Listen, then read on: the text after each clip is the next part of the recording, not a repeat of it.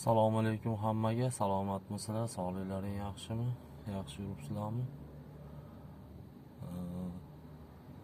Yashab ko'rmasang bilmaysan deydi-ku.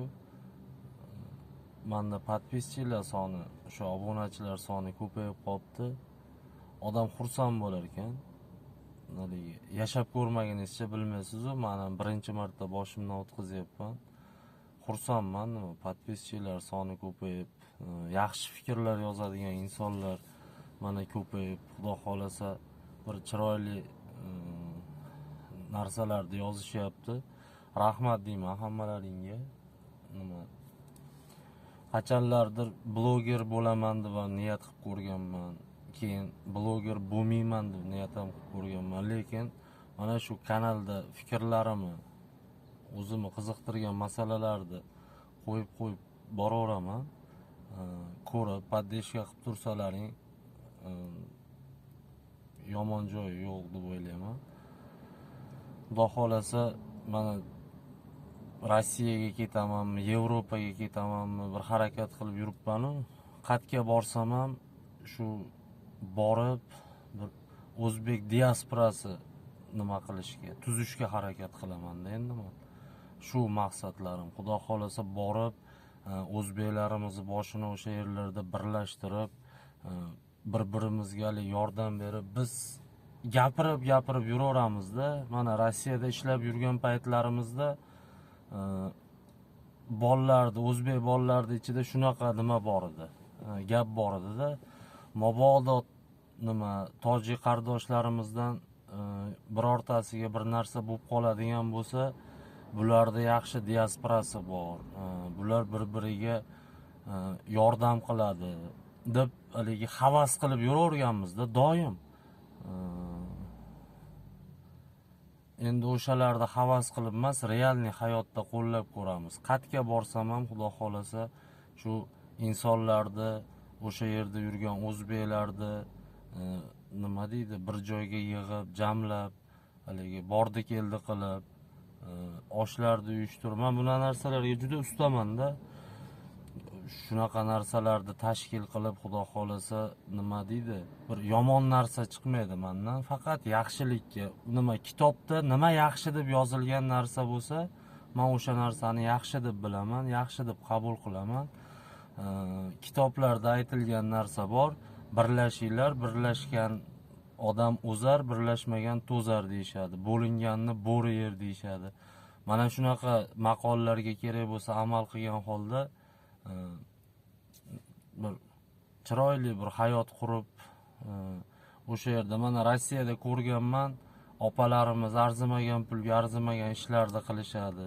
Uyat ishlar masalan, arzimagan pulga o'sha xohlab emas-da, men bilaman, majburlikdan. Nimaga pul kerak? Shuni natijasida bo'ladi-da bu ishlar. Shunaqa insonlarga yordam qilamiz xudo xolasa deb bir uyushib, bir o'zbeklarni qo'llab, men bilaman-da, nimada Rossiyada yurgan blogerlar bor, qizlarni sochini olib tashlagan, qizlarni urgan, boshqa qilgan. Yo'q, unaqa emas. Men gapni ochig'i, mana taksida yurganimda qizlar chiqib qoladi-da, haligi xulqi jinni buzuqroq qizlar chiqib qoladi. Halilarni oila parvarligini ko'rsangiz, nima deydi? Mashinaga chiqib bir mashina bozor qiladi-da. Uyimda ota-onam bor, ularga qarashim kerak, ularni boqishim kerak deb. Boychechak deb kerak bo'lsa, nima olib borib qo'yaman-da u qizlarni joyiga.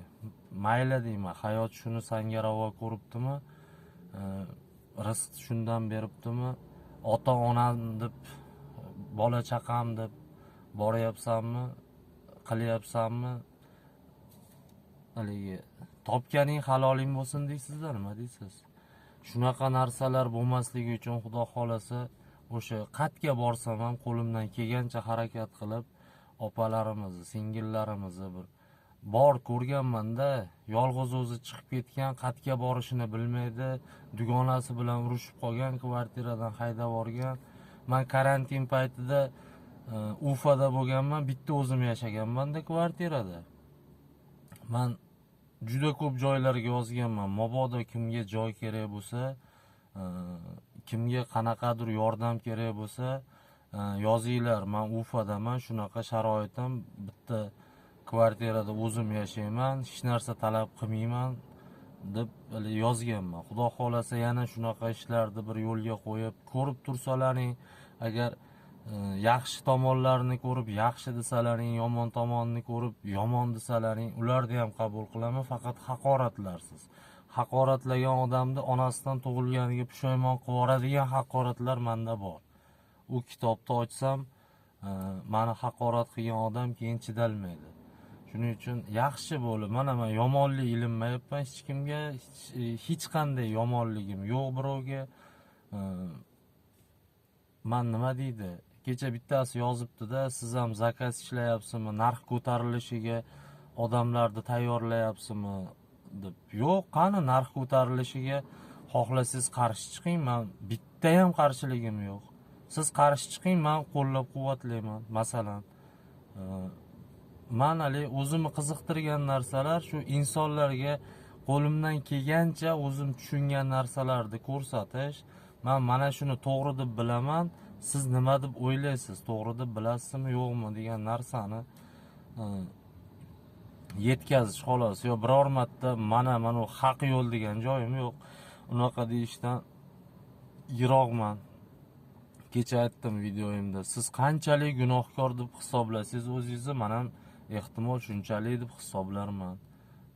Qanchalik yaxshi insonman deb o'zingizni hisoblasangiz, men ham sizdan ham yaxshiroqman deb o'zimni hisoblarman.